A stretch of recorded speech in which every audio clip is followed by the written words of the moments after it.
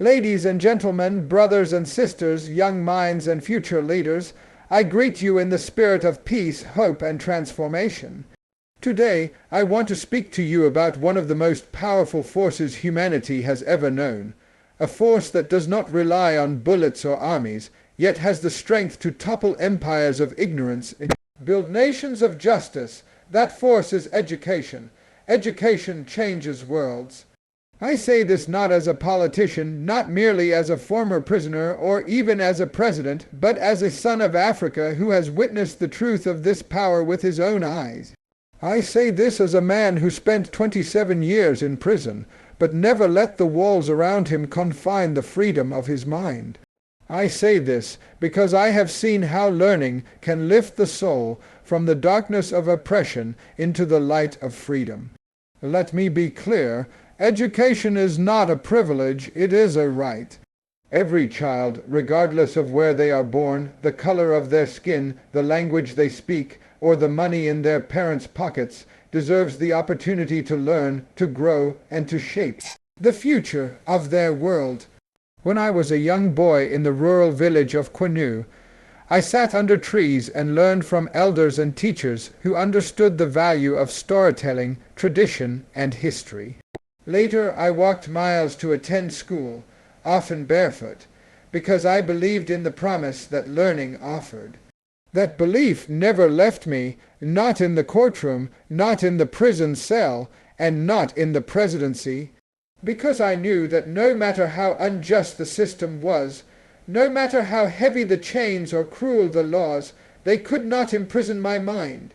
You see, apartheid did not only take away our land and our freedom, it took away our access to knowledge. It feared the education of the black child, because it knew that a mind awakened is a mind that cannot be controlled. That is why the regime tried to control our schools, our textbooks, our teachers. They wanted to teach us that we were inferior. But we refused to believe that lie. We built schools in secret. We shared books hand to hand. We turned prison walls into classrooms. Even on Robben Island, we educated one another in law, in politics, in philosophy, because we understood that the war against injustice begins in the classroom of the mind. Education is the great equalizer. It breaks the cycle of poverty.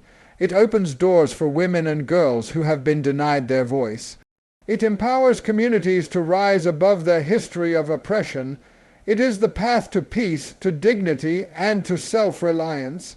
And yet today, too many children still sit in broken classrooms or no classroom at all. Too many are forced to choose between working for survival and learning for the future. Too many girls are told their place is in the kitchen, not in the laboratory or the boardroom or the presidency. Let us be clear. When we deny a child education, we are not only stealing their future, we are robbing the world of their potential. Imagine what the world would be if every child received quality education, if every young girl was given a book instead of a burden, if every rural school had not only chalk and blackboards, but also science labs, clean water, and qualified teachers. This is not a dream, it is a duty. It is a responsibility that belongs to governments, to communities, to families, and to each of us. It begins by reimagining education, not as the memorization of facts, but as the awakening of critical thinking. Not as competition, but as cooperation. Not as a burden, but as a bridge from the world that is to the world that could be. We must invest not just in schools, but in values, in kindness, in justice, in unity. Education must teach us not only how to read and write, but also how to live together, how to respect one another, and how to care for our planet and our people. Education must empower us to question injustice, to reject racism, to dismantle inequality. It must teach us that leadership is service, that courage is compassion, and that freedom means nothing unless it brings dignity to others. And let me say this to the young people listening, you are not too young to change the world. In fact, the world is waiting for you. You are the scientists who will heal our sick. You are the teachers who will inspire the next generation. You are the leaders who will write laws that serve the people. You are the voices that will speak truth to power, and the hearts that will carry humanity forward. But to do this, you must believe in the power of your own mind.